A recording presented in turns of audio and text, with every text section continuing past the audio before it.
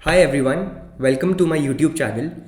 इस वीडियो में मैं बात करूंगा टॉपिक सिग्निफिकेटर्स के बारे में। सिग्निफिकेटर का मतलब होता है something which signifies as it speaks for itself. Significator मतलब कुछ जो सिग्निफाई करता है। हमारी ज्योतिष लैंग्वेज में सिग्निफिकेटर को कारकास बोलते हैं। तो ये टॉपिक है नेचुरल सिग्निफिकेटर्स के बारे में, यानी हमारे नैसर्गिक कारकास के बारे में। सिग्निफिकेटर को आप एक प्रोजेक्ट मैनेजर के एग्जाम्पल से समझ लो। जैसे एक प्रोजेक्ट मैनेजर होता है किसी भी ऑफिस में, एमएनसी में, कहीं पे भी, तो वो सिर्फ एक सिंगल इंसान के लिए रिस्पॉन्सिबल नहीं होता, right. The project manager is responsible for the whole team.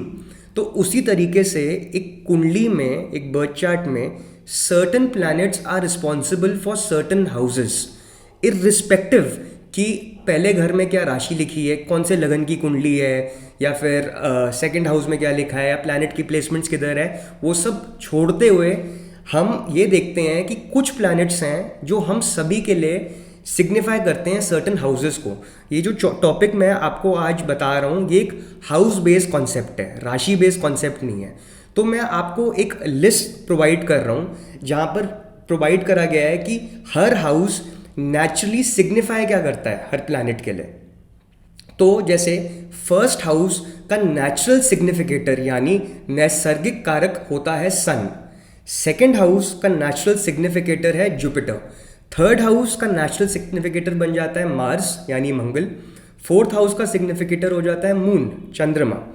Fifth house का सिग्निफिकेटर हो जाता है आपका जुपिटर अगेन। सिक्स्थ हाउस के दो सिग्निफिकेटर्स हो जाते हैं Saturn and Mars. Seventh house का सिग्निफिकेटर हो जाता है वीनस। एट्थ हाउस का सिग्निफिकेटर हो जाता है सैटर्न। नाइन्थ हाउस का जुपिटर। टेंथ हाउस के 3 से 4 सिग्निफिकेटर हो जाते हैं मर्क्यूरी, सैटर्न, सन। कभी कभी कुछ स्कूल ऑफ थॉट्स में जुपिटर को भी कंसिडर करते हैं। एंड 11th हाउस का significator Jupiter. Last 12th house का सिग्निफिकेटर हो जाता है आपका सैटर्न। तो ये जो सिग्निफिकेटर्स हमारे जो हो गए, प्रोजेक्ट मैनेजर्स हो गए, हम इसको इस लैंग्वेज में ऐसे बोल सकते हैं कि फर्स्ट हाउस का प्रोजेक्ट मैनेजर सन है। चाहे सन जहाँ मर्जी बैठे हों या फिर किसी भी लगन की राशि ये हो। उसी तरीके से सेकंड, फिफ्थ, नाइन्थ और 11th हाउस के जो प्रोजेक्ट मैनेजर हैं वो जुपिटर हो जाते हैं, एंड सो ऑन।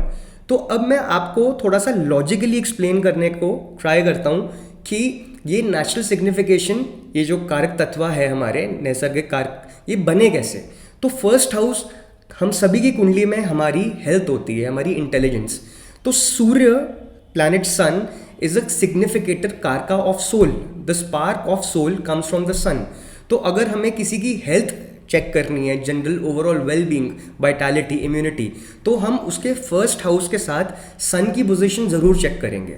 उसी तरीके से सेकंड हाउस जो रिप्रेजेंट करता है आपकी एक्यूमुलेटेड वेल्थ को, आपकी फैमिली को, तो उसकी कंडीशन हम चेक तो करेंगे, बट साथ में हमें जुपिटर की भी कंडीशन चेक करनी चाहिए, because Jupiter is the significator of the second house. Accordingly अगर हम थर्ड हाउस की बात करें, थर्ड हाउस हमारी मेहनत का घर हो जाता है, हमारे विल पावर का घर हो जाता है, and Mars represents our will power, it represents our valour. Fourth house हमारी मदर का घर है, कंफर्ट्स का घर है, and moon is a significator of the fourth house because moon represents our mother. उसी तरीके से फिफ्थ हाउस आपके बच्चों का घर हो गया, तो जुपिटर को हम एक जीवकार का बोलते हैं। So Jupiter represents children, that is why Jupiter is the significator of the fifth house. Sixth house हमारी दुश्मनी का घर हो जाता है, हमारे कॉम्पिटिशन, एनिमीज। तो अगर हमें देखना है कि कोई अपने दुश्मनों से या कॉम्पिटिशन में एनिमीज से विन ओवर कर पाएगा, तो हम मार्स को भी चेक करेंगे। सेवेंथ हाउस मैरिज का हाउस हो जाता है, पार्टनरशिप का हाउस हो जाता है। At the same time Venus, which is the significator of the seventh house, Venus signifies love, relationship, romance, marriage in someone's life. तो वीनस की पोजिशन और वीनस की प्लेसमेंट भी इंपॉर्टेंट हो जाती है, एंड सो ऑन। तो अब जैसे मैं आपको 3-4 एग्जाम्पल्स दे देता हूँ कि हम इस नेशनल सिग्निफिकेटर्स की इसेंस को यूज़ कैसे करते हैं। तो मान लो कि हमने किसी नेटिव को के मैरिज प्रोस्पेक्ट्स को देखना है, तो आई होप आप सबको ये पता हो कि हम मैरिज को 7th हाउस से देखते हैं। तो 7th हाउस, अब हम किसी के मैरिज प्रोस्पेक्ट को देखने के लिए 7th हाउस को तो देखेंगे, अगर खासकर वो नेटिव अगर मेल हो, बट हम मैरिज के हाउस 7th हाउस को देखने के साथ वीनस की पोजीशन भी चेक करेंगे। या फिर अगर कोई फीमेल है तो 7th हाउस को चेक करने के साथ हम जुपिटर की पोजीशन चेक करेंगे। मैंने फीमेल के केस में जुपिटर इसलिए बोला क्योंकि for a man Venus represents wife and for a female Jupiter represents husband. उसी तरीके से अगर मैं दो थोड़े से कॉम्प्लेक्स एग्जाम्पल ले लेता हूँ ताकि आपको और आसानी हो इस टॉपिक को समझने में। चलिए मान लेते हैं कि ये एक जेमिनाई लगन की कुंडली है, मतलब फर्स्ट हाउस में 3 नंबर की राशि लिखी हुई है। अब अगर हमें इस नेटिव का सेकंड हाउस चेक करना है तो हम ये देखते हैं कि सेकंड हाउस में 4 नंबर लिखा है। 4 नंबर यानी ये हो गई आपकी Cancer zodiac sign. Cancer zodiac sign is ruled by moon. तो हम ये कह सकते हैं कि second house which is represented by ये आपके एक्यूमुलेटेड वेल्थ, फैमिली, स्पीच, इसका जो लॉर्ड है, रूलर, वो मून हो गया।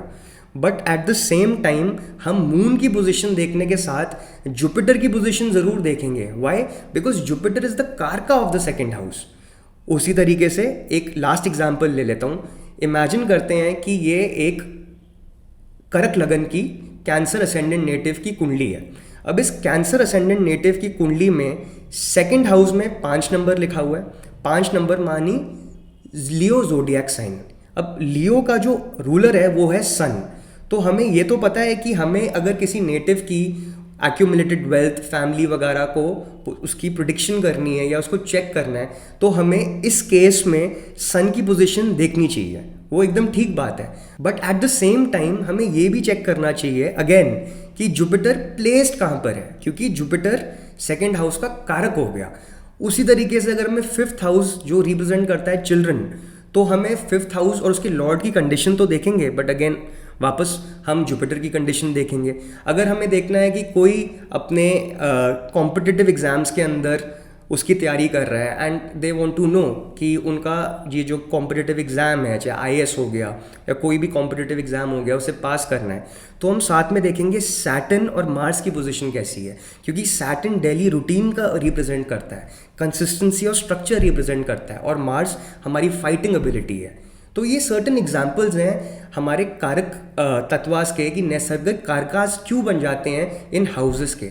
अगेन मैं आपको रिपीट कर रहा हूँ, ये एक हाउस बेस्ड कॉन्सेप्ट है। और एस्ट्रोलॉजी में एक डिस्क्लेमर हमेशा रहता है कि बहुत सारी कॉन्ट्रडिक्शंस होती हैं, बट ग्रास रूट लेवल पे इसको हम नेचुरल सिग्निफिकेटर्स बोलते हैं। तो गाइज ये था टॉपिक नेचुरल सिग्निफिकेटर्स का, यानी नैसर्गिक कारकास का। तो अगर ये टॉपिक आपको इंटरेस्टिंग लगा हो तो आप इस वीडियो को लाइक कर सकते हैं, मेरी वीडियो और मेरे यूट्यूब चैनल को सब्सक्राइब कर सकते हैं।